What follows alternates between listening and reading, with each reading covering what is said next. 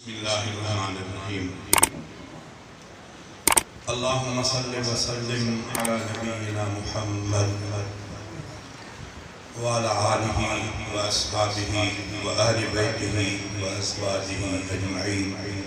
برحمتک یا ارحم الراحمین۔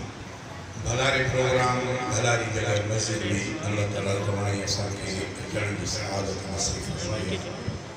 اللہ مچھلے ہاں دعا ہے تو اللہ تعالیٰ وڑنی جو اچھن ویہن بدھن بدھائن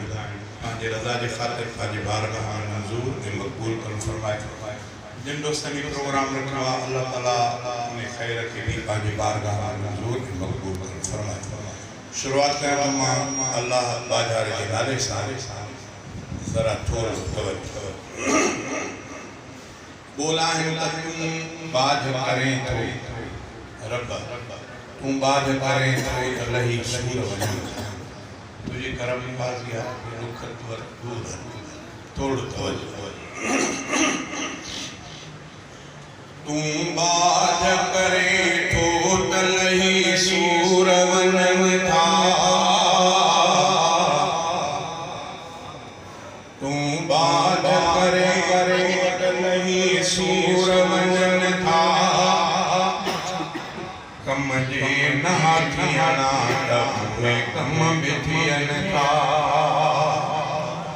تم باج کرے تو تلہی سور ونجن تھا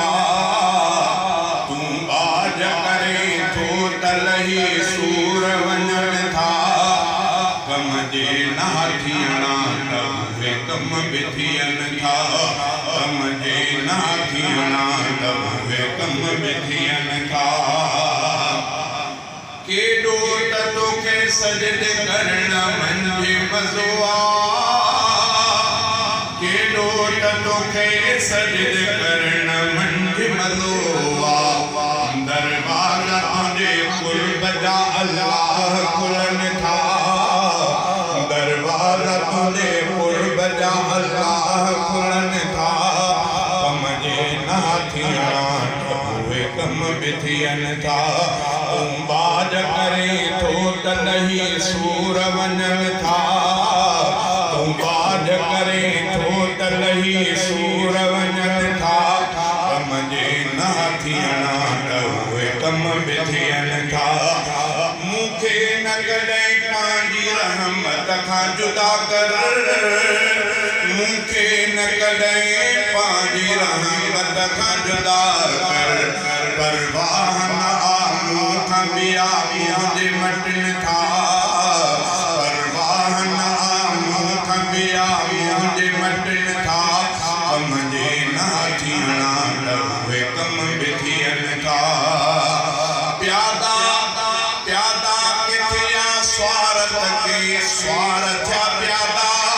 پیادا کتھیا سوارت کے سوارت پیادا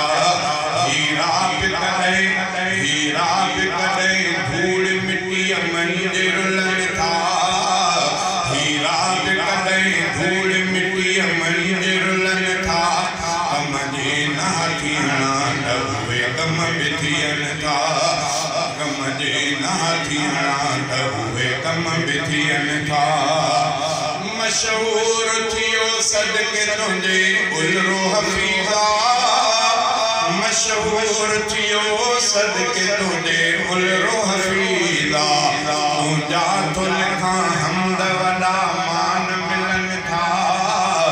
تجھا تو بڑا حمد وڈا مان ملن تھا کم جے نہ تھیانا ڈبوے کم بتھین تھا کم جے نہ تھیانا ڈبوے کم بتھین